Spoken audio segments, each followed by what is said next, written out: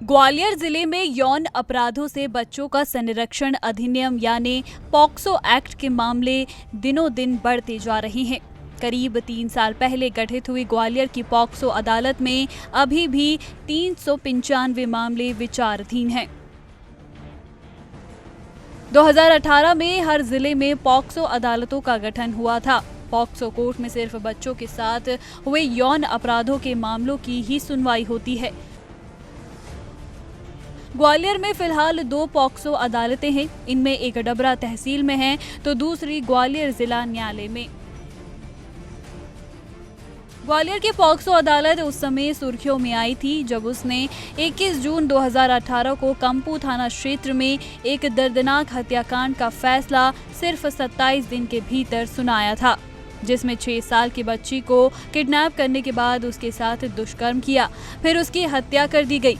हत्या करने के आरोपी जितेंद्र कुशवाहा को स्पीड ट्रायल के बाद सिर्फ 27 दिन में पॉक्सो कोर्ट ने मौत की सजा सुनाई थी। कोर्ट ने भी मौत की सजा को बरकरार रखा। अभी ये मामला सुप्रीम कोर्ट में लंबित है। इस प्रकार कुल मिलाकर जिला ग्वालियर में अभी तक 4 फांसी की सजाएं माननीय न्यायालय के द्वारा स्पेशल कोर्ट के द्वारा पॉक्सो अधिनियम में दी जा चुकी है।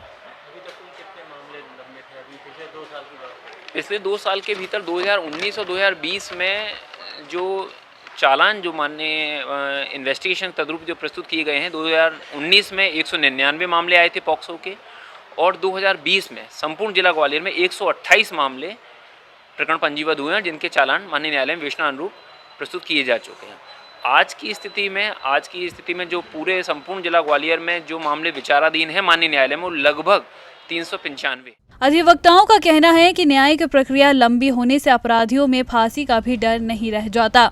उदाहरण के लिए 2017 में फांसी की सजा सुनाए जाने के बाद भी दोषी जेल में ही है। पहले हाई कोर्ट, फिर सुप्रीम कोर्ट और आखिर में राष्ट्रपति के यहाँ दया याचिका लंबित रहने से न्याय प्रक्रिया में देरी हो जाती है। ईमानदारी की बात है कि जो गवर्नमेंट की इच्छा शक्ति है वो ठीक नहीं है। क्या होता है, माननीय उच्च न्यायालय ने अपना काम कर दिया, सुप्रीम कोर्ट में गए, SLP में तो वहाँ सुप्रीम कोर्ट ने भी कर दिया। इसके बाद चूँकि उसका फंडामेंटल राइट है तो महामहिम राष्ट्रपति के पास भेजते, राष्ट्रपति साहब के यहाँ जो है ना सबसे ज़्यादा देरी होती है, जबकि वहाँ पर इतना समय नहीं लगना चाहिए। अधिवक्ताओं का ये भी कहना है कि पॉक्सो एक्ट के बढ़ते मामलों को देखते हुए हर जिले में 2 अदालतें होनी चाहिए, जिससे काम का भार बढ़ सके और न्याय की प्रक्रिया भी सरल हो सके।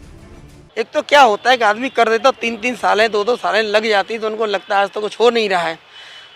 इसका एक कारण ये है कि जो अदालत है कम से कम 2 अदालतें बनना चाहिए। एक जज के पास बहुत लोड पड़ जाता है और साक्ष्य होने में एक समय लगता है, साक्ष्य आने में समय लगता है और एक जज कितना कर सकता है। तो इसमें ये भी है कि कम से कम 2-2 जो है, जैसे हमारे ग्वालियर में तो कम से कम 2 जज ऐसे होना चाहिए स्पेशल, जो पॉक्सो एक्ट वहाँ पर चले। न्याय में देरी को अन्याय के समान माना जाता है। भारत में कई बार केस कई दशकों तक खींचे जाते हैं। न्याय प्रक्रिया में देरी हमारे देश का कड़वा सच है।